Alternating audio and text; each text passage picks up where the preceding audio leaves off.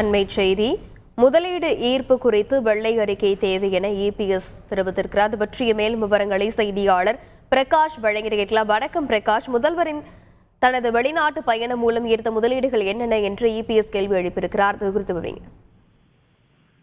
திமுக அரசு பொறுப்பேற்றது முதல் இந்த 32 மாதங்கள்ல திமுக அரசின் முதலீடுகள் இதுவரைக்கும் எவ்வளவு கோடி முதலீடுகள் ஈர்க்கப்பட்டிருக்கிறது, முதலமைச்சருடைய வெளிநாட்டு பயணங்கள் மூலமாகவும் முதலீட்டாளர் மாநாடு மூலமாகவும் எவ்வளவு முதலீடுகள் ஈர்க்கப்பட்டிருக்கின்றன என்பது குறித்த வெள்ளை அறிக்கை வெளியிடுவாரா என்று எதிர்க்கட்சி தலைவர் எடப்பாடி பழனிசாமி கேள்வி எழுப்பியிருக்கிறார். திமுக அரசு பொறுப்பேற்றது முதல் நடத்தப்பட்ட தொழில் முதலீட்டாளர் மாநாடு மட்டும் இல்லாமல் முதலமைச்சருடைய வெளிநாட்டு பயணங்கள், குறிப்பாக ஐக்கிய அரபு நாடுகள், சிங்கப்பூர், ஜப்பான், அதைத் தொடர்ந்து சமீபத்தில் ஸ்பெயின் நாட்டுக்கு சென்ற இந்த வெளிநாடு பயணங்கள் மூலமாக தமிழ்நாட்டுக்கு எவ்வளவு முதலீடுகள் ஈர்க்கப்பட்டிருக்கிறது என்பது குறித்து வெள்ளை அறிக்கை வெளியிட வேண்டும் என்று முதலமைச்சரை எதிர்க்கட்சி தலைவர் எடப்பாடி பழனிசாமி வலியுறுத்தி இருக்கிறார்.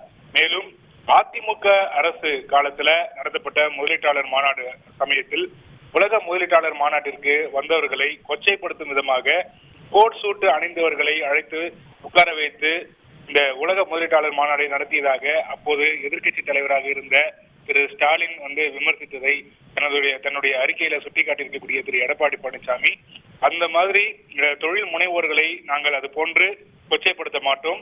தொழில் முதலீடுகள், தொழில் வளர்ச்சி என்பது ஒரு தொடர் நடவடிக்கை தான். அதை சிறப்பாக அதிமுக ஆட்சி காலத்திலும் நடத்தியிருப்பதை தன்னுடைய அறிக்கையில சுட்டிக்காட்டியிருக்கிறார். அது மட்டும் இல்லாமல் 2030ஆம் ஆண்டுக்குள் $1 டிரில்லியன் முதலீடுகளை கொண்டு வருவேன் என்று அரசு இலக்கு நிர்ணயித்திருக்கிறது. முதலமைச்சரும் அவ்வப்போது இந்த கருத்தை சொல்லி வரக்கூடிய நிலையில அந்த இலக்குக்கான வரைவு அறிக்கை இதுவரைக்கும் வெளியிடப்படவில்லை என்று அறிக்கையில் சுட்டிக்காட்டியிருக்கிறார்.